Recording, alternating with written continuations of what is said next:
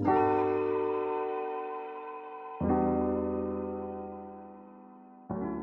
name is Anthony Morgan. I'm a civil liberties and human rights lawyer at Faulkner's LLP.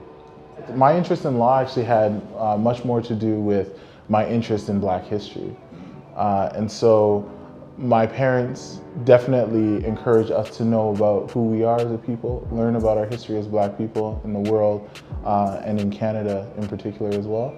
And so in the kinds of books my mom was sharing with me and the kinds of conversations she would push with me about different African American folks or African Canadian politicians or issues, I started to get a sense that I wanted to somehow fall within that tradition of folks who had done positive things for the Black community. From an early age, I became very sensitive to the lack of positive representation of Black people. It's just something that bothered me. When you think about media projections, about Black people in particular, you definitely have to think about different stereotypes about Black people being unintelligent, being violent, being criminal, being up to no good, somehow deviant, always a threat.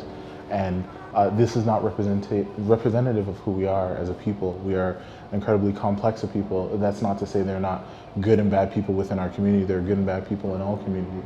But when it comes to actual media projections, overwhelmingly you have negative stereotypes.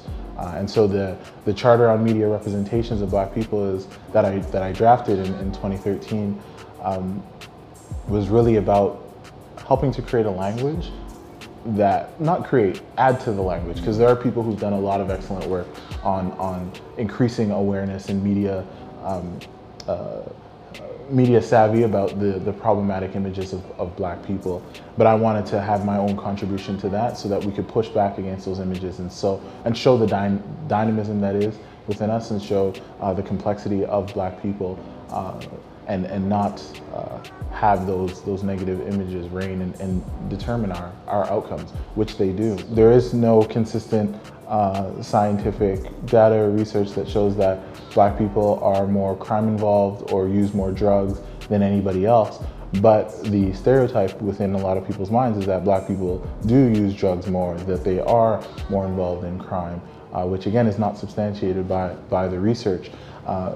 But because those stereotypes exist, then there's a targeting of Black people, and then it results in these kinds of disparate outcomes in the charging, arrests, or simple interactions with individuals, which could become the phenomenon that we've talked a lot about in the last few years of carding, where you're just documenting Black people's information, storing them within police databases, and we don't know what happens with that data, but we do know ultimately that it's used to connect people, to create this matrix to suggest that all these Black people are connected to each other or connected to other nefarious or negative criminal activities within our communities. As a young Black male, I was seldom exposed to messaging that let me believe that I could perform well academically. Once I recognized that people believed that I could do this work, then it allowed me to believe in myself. Once I realized that there are higher expectations for me, and I didn't always feel that, I felt that many of the teachers, not all of them, but many of the teachers, many of the principals I encountered just saw me as another Black kid who just needed to pass from one class to the other, just needed to get through from one class to the other, and didn't really have that much potential. And again, I say it wasn't universally, but more often than not, that was my experience. So this is always an interesting question. How do we go about building healthier relationships between Black communities and the police?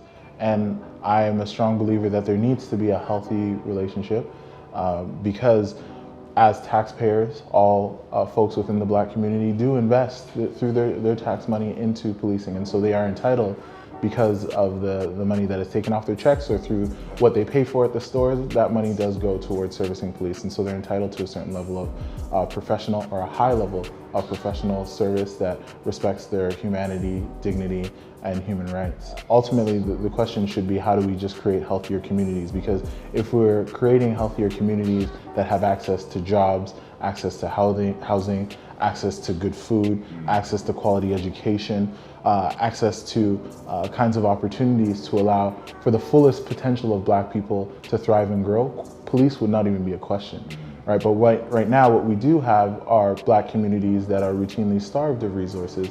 and it's not always deliberate, intentional. There's not this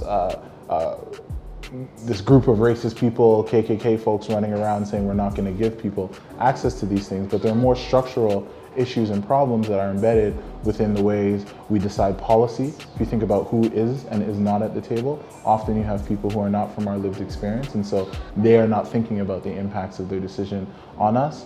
Or if they are thinking about it, they have a limited understanding. And so when it comes to a healthier relationship between the police and Black communities, I think that will come through adequate resourcing of Black communities in the ways that I talked about, so that we can have more equitable outcomes in quality education, quality housing, quality food, quality transportation even, or even access to childcare. If you equalize for those things, then you will have communities that decrease the need for police to be in Black communities in the first place. When we talk about things like cultural appropriation, I think that's a nice way of phrasing theft at the end of the day. What we're actually talking about is theft. And we can't look at these as isolated incidents.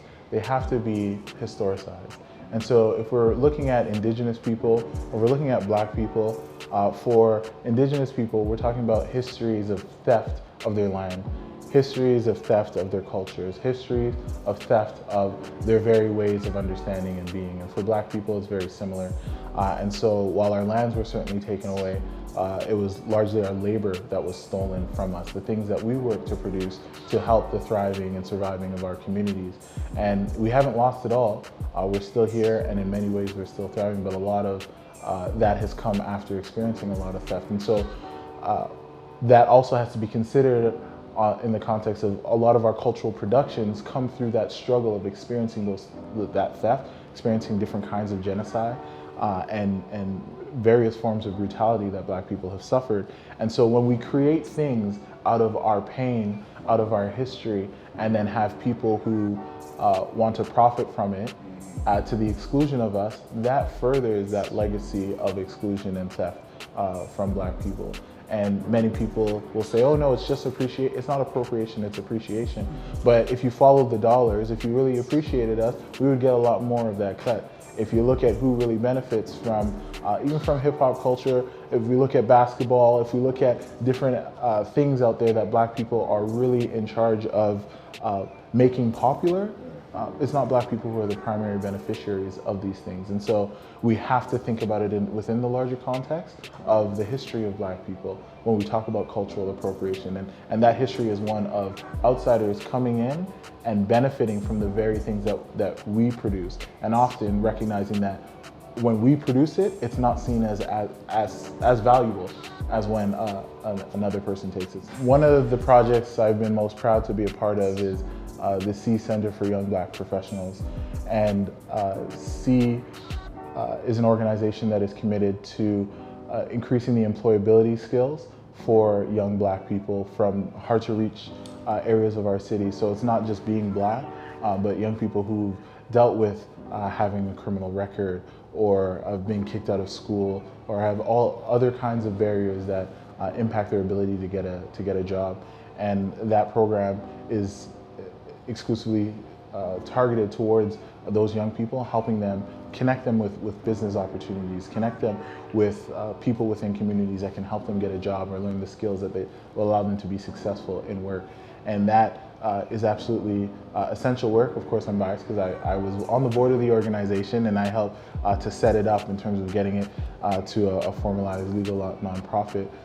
But seeing the impact that has is an expression of my commitment to seeing young people be successful and have the economic opportunities that will allow them to provide for themselves, provide for the families they should choose to have, and provide for our community writ large, Black communities, which are so in need of access to those skills and resources to build for our own. So the C Center for Young Black Professionals doesn't only look at employability skills, but teaching entrepreneurship so that young people can take what we call their hustles and turn them into something more viable. We don't, because we recognize the barriers out there, we don't throw them out to all be entrepreneurs, but we say if you're going to build a business, these are the things that you need to be thinking about. Here are the people you need to be connecting with. Here's how you get your money right. Here's how you approach a bank. These are all things that we will expose you to and give you training for, but ultimately we want to make sure that at day one after the program that you find yourself in a business. And that for many people, that doesn't mean starting your own business, but we expose them to the skills and opportunities to think in a business-like manner. So when they get their job, they're moving in a kind of way that gets them in the right position so that in a few years, they are better equipped to start their own business. And we've been very effective in supporting young Black people throughout the city to do that. And many have their own hustles out there. So yes, they are a chef at a business that we help connect them with, or they're working in retail in a capacity that is not just front line, but something that allows them to contribute meaningfully. But they also have their hustle on the side, and they're building that up and building their brand to try to ultimately be the drivers of their own economic future. We'd be fooling ourselves to think that we can thrive as a community without group economics. And that could be as small as deciding that you're going to do your grocery shopping with another Black family down the street so you can buy in bulk. Or it could be establishing a modern form of the kinds of padna or susu systems that allowed for a lot of our parents to survive and get from one month to another. So it's not a new phenomenon. I think part of our overly westernized training is thinking that you just got to make it as an individual, but that's not the history of the world. Most people have done it through pooling their resources with other people, whether it be other family members or other people from their same cultural or religious or some other historical background that they share, and saying we are going to build this thing together amongst ourselves. And I don't think that should be met with any kind of fear or resistance from ourselves or from other communities, because simply the history of the world shows that that is the way communities, especially communities of disadvantage, have been able to turn the tide in their favor by reaching out and being more open and not thinking, oh, it's just going to be me alone or just me and my family alone if we're going to build. But no, how do we reach out to other folks like ourselves who understand similar struggles and put our money together, put our finances together to build the kinds of futures for our children that we possibly could, the best possible outcomes that we can. One thing, a growing conversation is about teaching financial literacy in schools, which I think is really important, but we also need to take it upon ourselves to teach a kind of financial literacy within our homes, within our church communities, within our communities more generally, and have an active investment in providing that basis and structure, because no other community has experienced the kind of historical disadvantages and economic disadvantages of Black communities in the particular kinds of ways that we have. And so I think we need to be deliberate about that, focused, and do some of the hard work around developing that. I'm hopeful that we will come around as a community and see that, there's no other way for us to really build the futures that we want for ourselves and for our children until we come together and put our money together and start building institutions, building credit unions, having banks, buying buildings, buying housing projects, having the companies that allow us to thrive ultimately as a community, so people can turn around and say, yes, that is a Black building, and not a Black building as in there's just Black people there, but that's a Black-owned building, right? And that's something that even in Canada we're not used to yet. And I hope through the work that I do and building with other folks who've been able to find a medium of success, and other folks that Trepfuel has interviewed, reaching out to them and having conversations about different ways in which we can put ourselves right for our families, for ourselves, and for communities in the long term, because there's no other way around it.